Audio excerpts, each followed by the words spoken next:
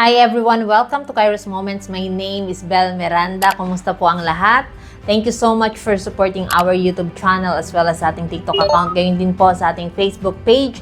And if you think our videos are inspiring people, I'd like to encourage each and everyone to share, not for me, not for Kairos Moments team, but for the glory of the Lord Jesus Christ.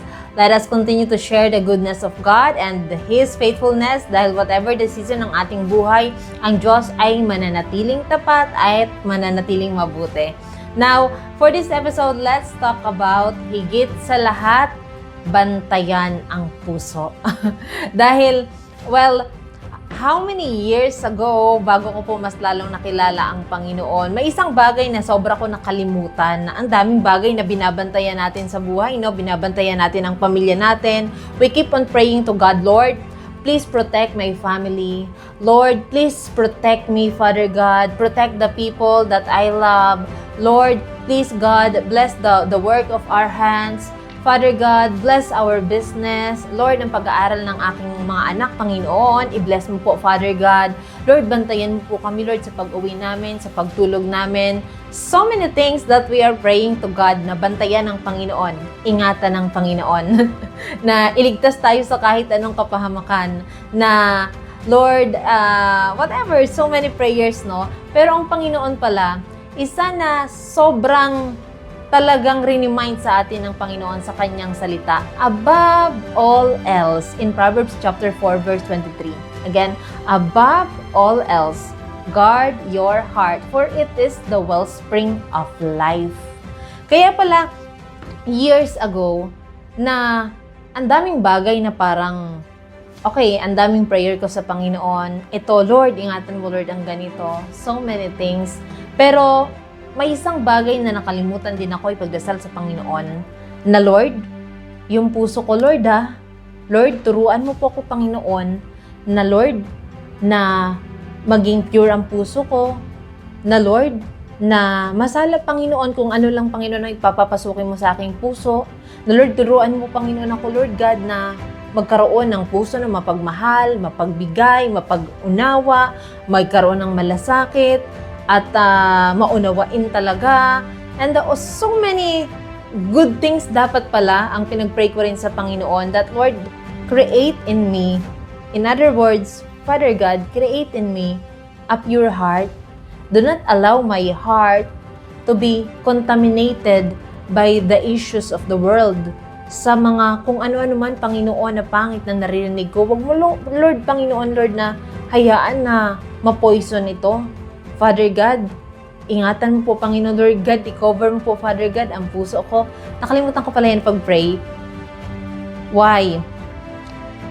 In His Word, napakalaga pala na may kung sobra tayong babantayan, not even our success, kundi ang puso natin.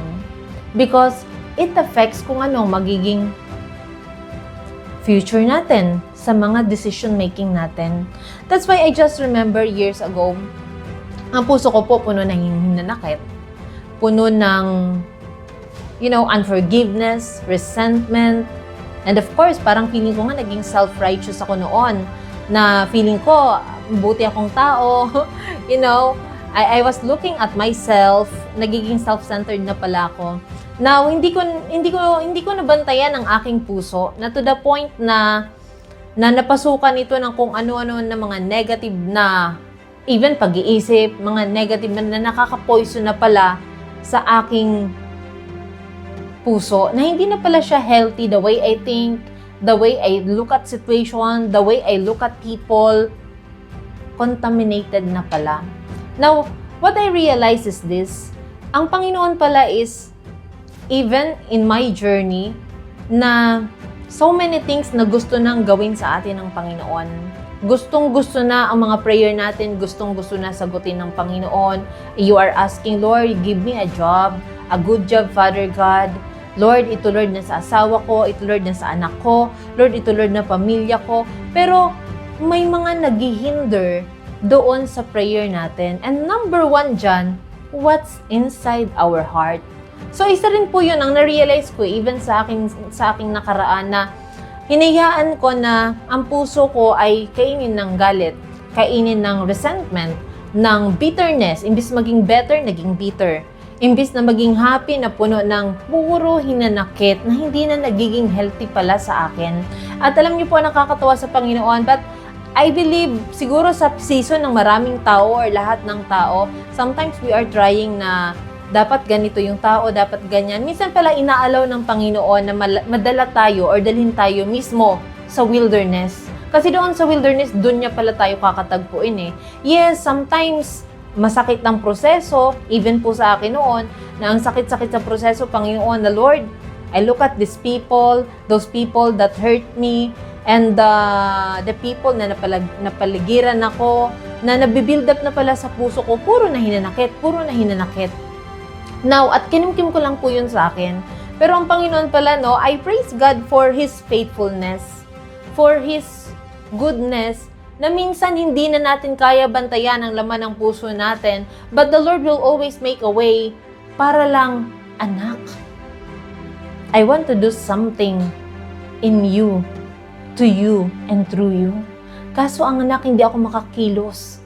Gustuin ko mang kumilos, but Lord, my child, you're not allowing me to move in your life because we keep on holding on sa mga hinanakit sa puso natin. And that's what happened to me before, na puro ganun lang. But anyway, I praise God dahil yung siguro hindi ko na kaya na may mga bagay talaga na hindi natin kayang gawin. And nakakatawa, in our weakness, in our kakulangan, ang Panginoon, inaabot at inaabot tayo. At yun ang naranasan ko noon na, Lord, grabe Lord, no, inabot mo ako sa kabila ng, ang dami Lord, ang daming, bundle of flaws, pero ikaw pa rin, Panginoon, ang umabot sa amin. So, I just praise God na yung hatred na yon, na hindi ko na-guard ang aking puso, pero ang Panginoon, ang unti-unti, okay, I'd like to emphasize this. Most of the time, before the breakthrough, there will be a breaking. Masakit ang breaking. Walang breaking ata na hindi masakit. Pero kung yun ang kinakailangan pala, yes, masasaktan tayo. Yes, parang minsan naisip natin, Lord, gutay-gutay na Lord ang puso ko. Lord, sobrang sakit na Panginoon. But if that is the way, and the very way, para lang through that process, ay ma-realize natin at pagkaroon tayo ng revelation, and number 2, realization that, hey, God is working already in our lives. Because during that time, yes, I praise God, yes, I pray to God, yes, I recognize God, I honor God, pero yun pala, because of bitterness, I became blinded. Blinded ng situation na, hey, ang Panginoon pala sobrang nang kumakatok sa puso ko, sa puso ng bawat isa. I'm going to do greater things in your life. Let me come in. Let me enter sa puso mo. Bitawan mo yung mga resentment, bitawan mo yung mga bitterness, bitawan nyo lahat ng mga hinanakit. Because I want to replace those things ng joy, ng peace, ng love. And that's what the Lord did in my life. And my journey ay hindi naman naging ganun kadali. Kasi talagang feeling ko noon, dumating sa punto sa lowest point ng aking buhay talaga na, Lord, should I continue or not? Hindi madali. Pero let's allow God na kung hindi natin mabantayan ang ating puso, yun pala nagiging laso na sa ating buhay. Na ang daming, kaya pala in Jeremiah 29:11, lagi ko po ito dito na mention, the Lord is reminding us, for I know the plans I have for you, to prosper you and not to harm you, to give you hope in the future. The problem is we're not allowing God to move in our lives, and we're just keep on telling God, Lord, please work in our lives. Lord, operate in our lives. But we're not cooperating to God. Our cooperation is important to God. Na hindi madali, minsan may kasabihan po na madaling sabihin na magpatawad, pero hindi madaling gawin. Yes, because I have experienced that also. It's not easy to forgive the people who hurt us, lalo na if these people have been caused ng pagiging, naging cause ng so much pain in our lives. It's not easy. But allow God. and ask the help of the Lord. Lord, help me, God. Help me, Lord, to guard my heart. Lord, help me, Father God, na ang puso ito, Panginoon, Lord God, maging puso na mapagmahal, maging puso na maunawain, pusong mapagpatawad, Father God. Father, create in us a pure heart, a heart na napiplease ka, Panginoon. I always tell people whenever, even nagsishare ako, isa sa big word sa akin ang salitang forgiveness. Forgive people, not for them, but for us. Dahil hayaan naman natin na makalaya tayo. Let us not become a prisoner of unforgiveness. Sometimes we are becoming a prisoner ng mga unforgiveness na yan. Akala natin binibilanggo natin ang mga taong hindi natin napatawad sa unforgiveness. Yun pala, binibilanggo natin ang mga sarili natin. Let's give freedom as a gift sa ating sarili.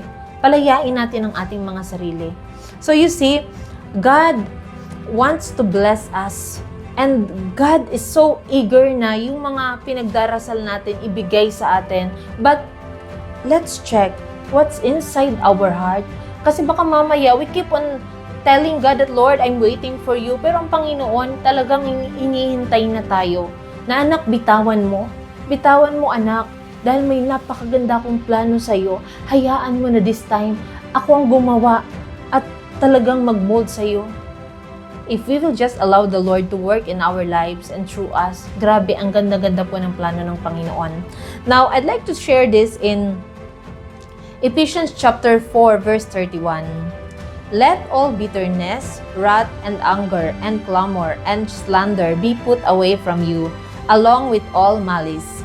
In Philippians chapter 4, verse 8, finally, brothers and sisters, whatever is true, whatever is noble, whatever is right, whatever is pure, whatever is lovely, whatever is admirable, if anything is excellent or praiseworthy, think about such thing. The Lord is reminding us in His Word to meditate. Meditate His Word. Meditate what is good for us. Hindi yung laging minimeditate natin ang problema, yung mga hinanakit, mga sama ng loob, mga tao, mga nakapanakit sa atin. If we will meditate what is excellent, what is praiseworthy, the things if we have that encounter with God, that's what we should meditate.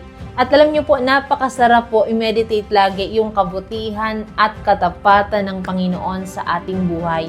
So you see, whatever po right now, if you are thinking of, let's say, situations, your situations may not be good right now, or you're facing challenges, above all else, bantayan natin ang puso natin na whatever na nangyayari sa labas ay yes, pwedeng naririnig natin, nakikita natin, those are realities, but let's not allow them na makapasok sa ating puso. Bantayan po natin yung ating puso. Dahil lahat ng issue ay nagsisimula sa ating puso. Now, question, why do we need to guard our heart? Guarding, number one, guarding our heart is about protecting ourselves from inner and outer factor. So you see, it's like that whatever that we're seeing, whatever that we're hearing, pangit man yan, bad news after bad news man yan, pag ang puso mo, nabantayan mo, of course, we are not allowing these situations, the negative things na pumasok sa ating puso, nako, sigurado parang wanang binantayan ang future mo. Because if puro pagmamahal lang ang nasa puso natin, who can stand against us? Another, guarding our heart means choosing to focus on godly thoughts. So, nakafocus lang po tayo sa kung ano ang nakaka-please sa Panginoon. Of course, let's meditate His Word. At masarap po namin ang mga salita na galing mismo sa Panginoon. Instead meditating our problem. Ang problem, after problem, if we solve one problem, there will be another problem. At hindi naman po naubos ang problema. What is important is whenever we're facing challenges, trouble, problems, whenever we're facing these things, we know that God is with us and in us. He will be with us even in trouble. Another, it's like that when we guard our heart, we are seeking the wisdom of God. We are seeking the guidance of God. We're just focusing to God. And surely as we do this, alam niyo po ang binabantayan natin, yung talagang buhay natin as we guard our heart. So again, problems are normals. Even bad situations are normals. But whatever comes our way, what is important, higit sa lahat, bantayan ang puso. Na kahit anong shaking dyan na nangyayari sa labas, sigurado sa puso mo may kapayapaan ka pa rin. Lalo na pag ang nasa puso natin ay laging si Kristo. So, thank you and God bless.